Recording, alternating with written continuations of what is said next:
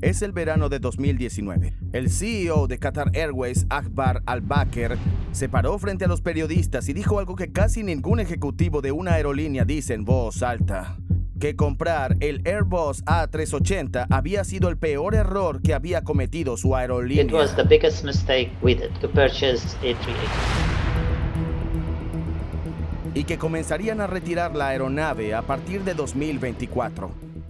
En cuestión de meses, Air France, Lufthansa y Singapore Airlines siguieron el mismo camino, y todas citaron la misma conclusión: la economía necesaria para operar esta aeronave simplemente no existía. Cuando llegó la pandemia a principios de 2020, aproximadamente el 90% de la flota mundial del A380 quedó en tierra. The A380 passenger jet was all but relegated to the scrap heap as travel demand collapsed. Y la mayoría de los analistas concluyeron que este modelo jamás volvería al servicio comercial. Y sin embargo, hoy en día, las aerolíneas no solo están trayendo de vuelta a sus A380, sino que están invirtiendo miles de millones en repararlos. An iconic aircraft is now making a triumphant return. Unexpectedly, it's also led to the return of a passenger plane model that was supposed to be on its way out, the Airbus A380. Qantas, que había dejado en tierra toda su flota de A380 apenas unos años atrás, gastó casi $400 millones y 100,000 horas hombre para devolverlos al servicio. Emirates se encuentra actualmente en medio de un programa de renovación de $2,000 millones que cubre casi toda su flota de A380. Y Qatar Airways, la misma aerolínea cuyo CEO llamó públicamente a este avión uno de los peores errores de su empresa, ahora se ve obligada a volver a poner la aeronave en operación. Entonces, ¿qué fue exactamente lo que pasó? ¿Cómo pasó esta aeronave de ser quizás el fracaso comercial más vergonzoso de la aviación moderna a convertirse de repente en indispensable? Y más importante aún, ¿este regreso está construido sobre algo real? ¿O es simplemente una solución temporal que colapsará en cuanto llegue una mejor alternativa? Pero antes de entender por qué las aerolíneas de repente están interesadas en traer de vuelta sus A380 devoradores de combustible, primero necesitamos entender por qué Airbus lo construyó en primer lugar, su desarrollo problemático y por qué terminó colapsando.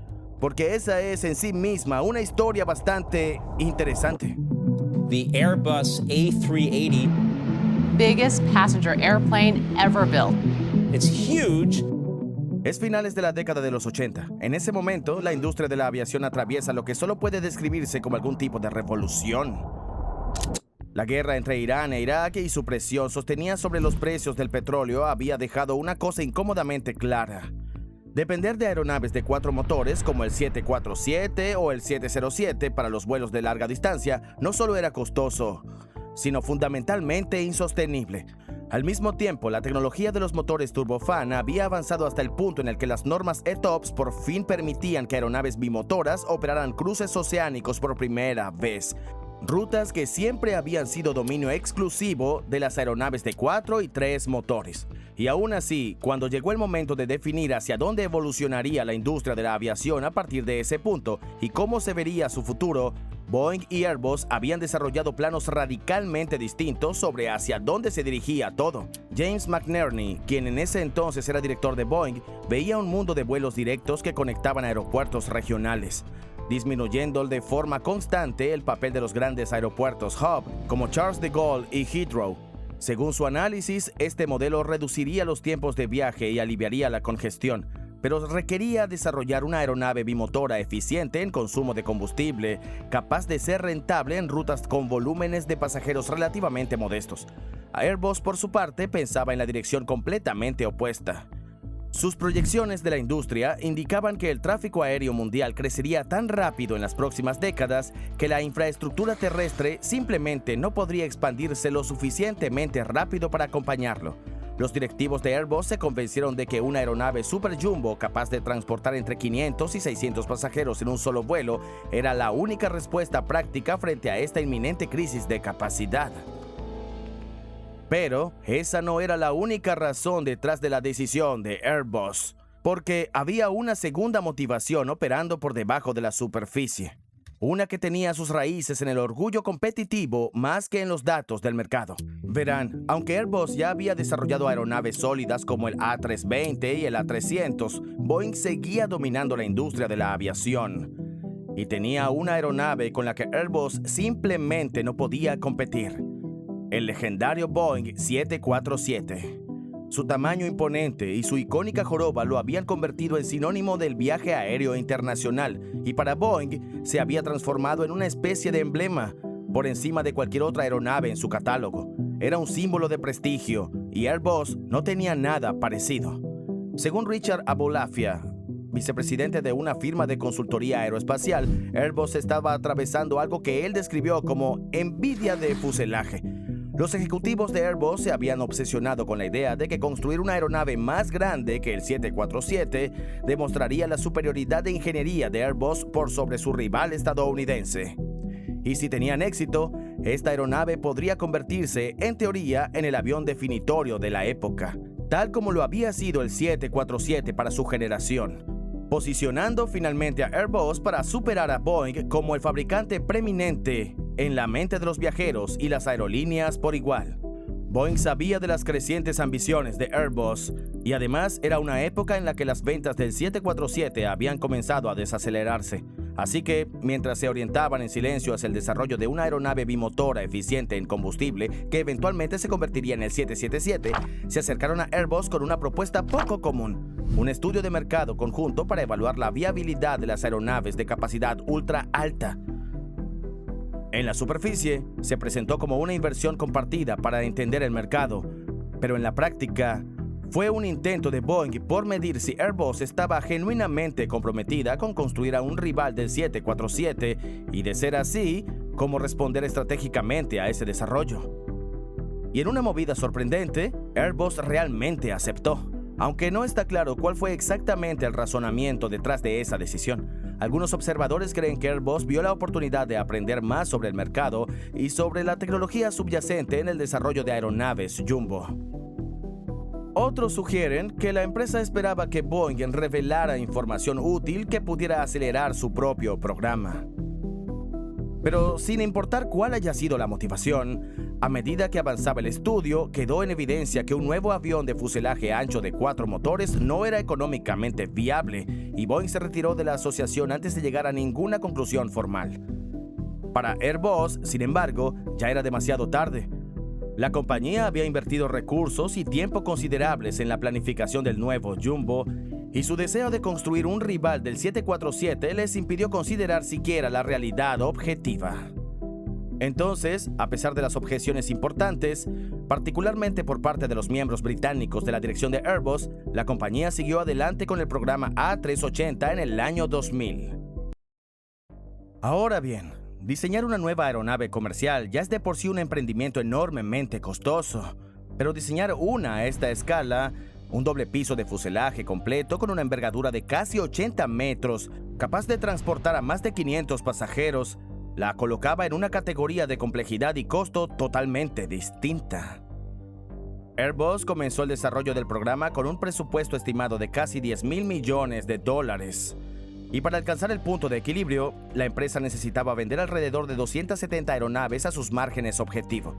Pero antes de que se realizara siquiera un solo vuelo comercial, esa cifra ya había sido revisada considerablemente al alza. Y la razón de eso nos lleva a uno de los fracasos de ingeniería más vergonzosos en la historia de Airbus. Verán, el A380 se construía en varios países. Las alas se fabricaban en el Reino Unido. Las secciones de fuselaje llegaban de Alemania, Francia y España, y todo se transportaba luego a Toulouse para el ensamblaje final. Cada sección de fuselaje llegaba en barco al puerto de Burdeos y luego viajaba por barcazas fluviales y convoyes de carretera especialmente modificados por rutas que habían sido ensanchadas específicamente para ese propósito. Y dentro de cada aeronave terminada habían 530 kilómetros de cableado eléctrico, 98,000 cables individuales y 40,000 conectores. Era en ese momento el sistema eléctrico más complejo jamás instalado en una aeronave comercial. El problema fue que las plantas de fabricación francesas y británicas usaban una versión más nueva del software de diseño interno del Airbus, mientras que las plantas alemanas y españolas usaban una versión más antigua. Cuando se transferían los archivos del cableado entre estos sistemas, las dos versiones del software no lograban comunicarse correctamente. Para empeorar las cosas, los ingenieros de Toulouse comenzaron el proceso físico de instalar el cableado en las aeronaves de producción. Descubrieron que los mazos de cables eran demasiado cortos y simplemente no alcanzaban sus conectores. The cable's short. I mean, connector is here, and the cable ends here, and we have to have another 1 centimeter. En cierto momento, tuvieron que enviar a más de 1000 ingenieros alemanes a Toulouse en un intento por rehacer el cableado a mano. Y todo el sistema eléctrico tuvo que ser retirado, rediseñado y reinstalado desde cero. Las consecuencias fueron muy graves. A mediados de 2006, mientras Boeing avanzaba de forma sustancial con el 8787, Airbus hizo su primer anuncio público de retrasos, presentándolo inicialmente como un contratiempo de unos 6 meses. Pero llegó un segundo anuncio que extendía aún más el cronograma, y para ese fin de año, el retraso acumulado había alcanzado casi 2 años. Con un déficit de ganancias proyectado de aproximadamente $5.600 millones para el 2010.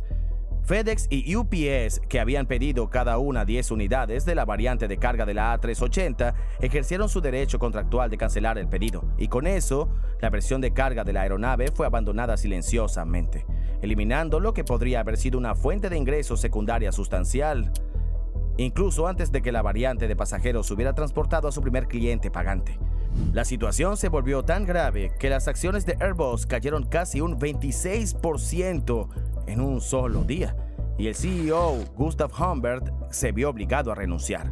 Cuando Airbus finalmente revisó su cálculo del punto de equilibrio tras los retrasos, la cifra había subido a 420 aeronaves, con costos de desarrollo que ahora superaban casi los $25.000 millones. Y finalmente, en octubre de 2007, el Airbus A380 entró en servicio con Singapore Airlines como su cliente de lanzamiento. La aeronave era genuinamente impresionante y ofrecía un nivel de comodidad y capacidad para los pasajeros que ninguna otra aeronave en la historia podía igualar. Pero comercialmente, el panorama que surgió resultó incómodo. En toda la industria aérea mundial, apenas 14 aerolíneas llegaron a hacer pedidos por un total de 250 aeronaves, muy por debajo del umbral de equilibrio del programa. Y las aerolíneas que sí pidieron el A380 solían comprar entre 5 y 10 aviones en promedio, con una notable excepción: Emirates, que terminó comprando casi el 50% de todos los A380 jamás fabricados. Pero el fracaso más evidente del A380 fue su incapacidad total para ganar terreno en el mercado de la aviación estadounidense. Entonces, ¿por qué ninguna aerolínea estadounidense pidió el A380, a pesar de operar en el mercado de aviación más grande del mundo? Verán, el A380, bajo cualquier criterio, es una pesadilla logística absoluta para cualquier aeropuerto que intente recibirlo. Con una envergadura de casi 80 metros, esta aeronave gigante es mucho más grande que cualquier otra aeronave comercial de pasajeros, incluso superando al Boeing 747, que tiene una envergadura de casi 68.5 metros. Los aeropuertos que quisieran recibir esta aeronave debían ensanchar pistas, ampliar calles de rodaje e incluso instalar pasarelas de embarque dobles. Si bien Norteamérica sí cuenta con grandes aeropuertos hub en Los Ángeles y Nueva York, la gran mayoría de los vuelos diarios que salen de esos hubs no van hacia otros hubs importantes, sino más bien hacia otros aeropuertos regionales más pequeños que no tienen ni la infraestructura ni el volumen de pasajeros necesarios para justificar esas inversiones. Pero esa no es la única razón. A diferencia de Emirates y British Airways, que canalizan sus pasajeros a través de grandes hubs centralizados como Dubai y Heathrow, el mercado estadounidense carece de un único hub de conexión dominante. Debido a la enorme extensión de Estados Unidos, cada aerolínea importante mantiene su propia red de aeropuertos hub distribuido por todo el país, priorizando un servicio frecuente de punto a punto en lugar de concentrar pasajeros en un número menor de vuelos de alta capacidad. Esto significó que el A380 habría sido simplemente demasiado grande para ese modelo, sobre todo en los periodos de baja demanda.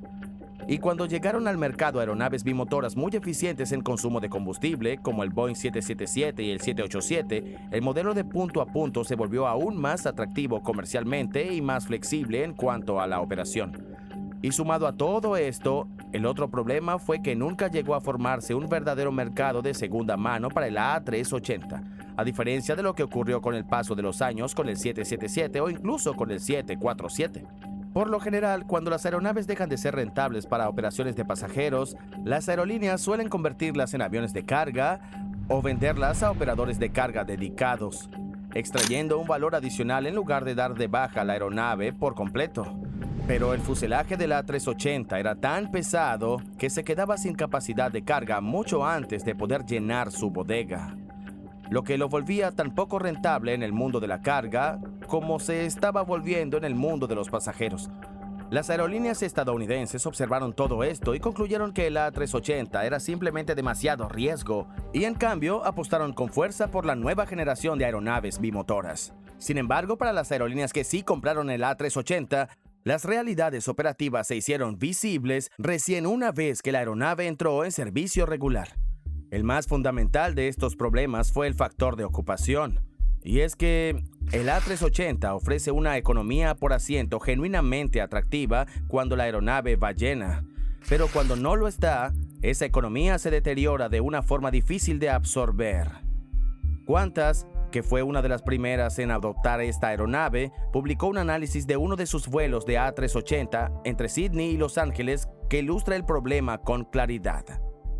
Según Qantas, un solo vuelo de A380 entre Sydney y Los Ángeles le cuesta a la aerolínea aproximadamente $300,000 de operación, en comparación con los $190,000 que cuesta la misma ruta en un Boeing 787. Esto significa que aunque el A380 puede transportar un 34% más de pasajeros que el 787, también cuesta un 60% más volar la misma distancia. Y cualquier caída significativa en las reservas convertía la economía de competitiva a costosa casi de inmediato. La estacionalidad empeoraba considerablemente el problema. La demanda de viajes aéreos alcanza su punto máximo durante el verano del hemisferio norte y decae de forma marcada durante el invierno. Y en la mayoría de las rutas, la capacidad de la A380 solo tenía sentido comercial durante esas ventanas de máxima demanda. Sin embargo, durante los meses más tranquilos, las aerolíneas se encontraban operando una aeronave costosa y parcialmente ocupada en rutas donde un avión de fuselaje ancho más pequeño habría sido considerablemente más rentable. Solo Emirates, gracias a los volúmenes de su hub durante todo el año y la geografía particular de su red, lograba llenar el A380 de forma lo suficientemente constante como para que la economía se sostuviera a lo largo de un año calendario completo. Akbar Al-Bakr, quien en ese entonces era el CEO de Qatar Airways, se volvió particularmente vocal sobre el tema, describiendo la compra del A380 como uno de los mayores errores de su aerolínea y anunció el retiro anticipado del modelo en 2019. Air France, Lufthansa y Qantas pronto siguieron con sus propios anuncios de retiro. Y cuando llegó la pandemia a principios de 2020, se disipó cualquier ambigüedad restante. En el punto más álgido de la crisis, aproximadamente el 90% de la flota mundial del A380 quedó en tierra, una proporción que reflejaba tanto la dependencia de la aeronave respecto de una demanda consistentemente alta como su considerable complejidad operativa. Varias aerolíneas aprovecharon esta pausa forzada para anunciar retiros permanentes, concluyendo que el costo de operar esta aeronave no podía justificar los ingresos que se esperaba que generara. Pero, sorprendentemente, casi todas esas aerolíneas han traído de vuelta sus A380 desde entonces. De hecho, Qantas por sí sola gastó casi $400 millones y 100,000 horas hombre para devolver su flota al servicio. Entonces, ¿qué fue lo que cambió? ¿Y por qué las aeronaves están de repente dando marcha atrás en una aeronave que ya habían dado por perdida? El punto de partida fue la demanda. Cuando regresó la demanda internacional de vuelos de larga distancia tras la pandemia, el ritmo al que se recuperó tomó a la industria en gran medida por sorpresa. Las aerolíneas que habían construido sus modelos de recuperación en torno a un regreso gradual de los viajes resultaron ser demasiado conservadoras, y las que habían retirado sus aeronaves más grandes para reducir costos se encontraron de pronto con una falta desesperada de capacidad en sus rutas comercialmente más importantes, sin ninguna forma rápida de recuperarla. Lo que resulta aún más sorprendente es que la demanda posterior a la pandemia no solo se recuperó en volumen, sino que también se desplazó hacia los viajes premium. Las aerolíneas a las que les había incomodado el tamaño poco rentable del A380 vieron en su enorme volumen interior una oportunidad para configurar cabinas premium de forma que los aviones bimotores más pequeños y eficientes en combustible simplemente no podían ofrecer, inclinando la balanza económica a su favor. Y eso fue exactamente lo que ocurrió. Cuando Qantas trajo de vuelta a sus A380, se enfocó principalmente en restaurar y reconfigurar sus interiores en torno a una distribución con fuerte presencia premium. Emirates fue más allá, anunciando un programa de renovación de $2.000 millones que cubre 120 aeronaves, la mayoría de ellas A380, incluyendo una renovación completa de su cabina de clase ejecutiva. Una clara señal de que la demanda de viajes premium llegó para quedarse. Porque las aerolíneas no gastan ese tipo de dinero en un simple repunte temporal del mercado. Luego estuvo el problema de Boeing. Muchas de las aerolíneas que anunciaron el retiro del A380 alrededor de 2019 lo habían hecho con un plan de reemplazo específico en mente. El Boeing 777X, una aeronave bimotora de fuselaje ancho diseñada para ofrecer una capacidad comparable en vuelos de larga distancia con una eficiencia de combustible significativamente mejor. Esta aeronave se ha convertido en otra decepción costosa para Boeing. Originalmente programada para entrar en servicio en 2020, la aeronave ha sufrido retrasos reiterados debido a problemas estructurales y de fiabilidad. Y ahora no se espera que entre en servicio antes de mediados de 2027, como muy pronto. Incluso ese plazo sigue siendo incierto. Lufthansa, que había retirado toda su flota de A380 durante la pandemia, se ha visto obligada a traerla de vuelta específicamente porque el 777X que estaba esperando no llegó. Y en un giro casi irónico, Qatar Airways, cuyo CEO había descrito públicamente al A380 como uno de los mayores errores de la aerolínea, está operando de nuevo este modelo por exactamente la misma razón. Y por último, la lógica de congestión de espacios en aeropuertos que originalmente llevó a Airbus a construir esta aeronave se ha reafirmado. Heathrow, Frankfurt y Dubái no están vueltos menos restringidos. Si acaso, la combinación de una demanda de viajes en aumento y una expansión limitada de los aeropuertos han hecho que el argumento de concentrar a más pasajeros en menos vuelos sea más relevante que nunca, y con ello, el A380 finalmente está resolviendo el problema para el que siempre fue diseñado. Entonces, ¿qué opinan ustedes? ¿El A380 llegó para quedarse o desaparecerá silenciosamente en cuanto el 777X finalmente entre en servicio? Cuéntenos qué piensan en los comentarios.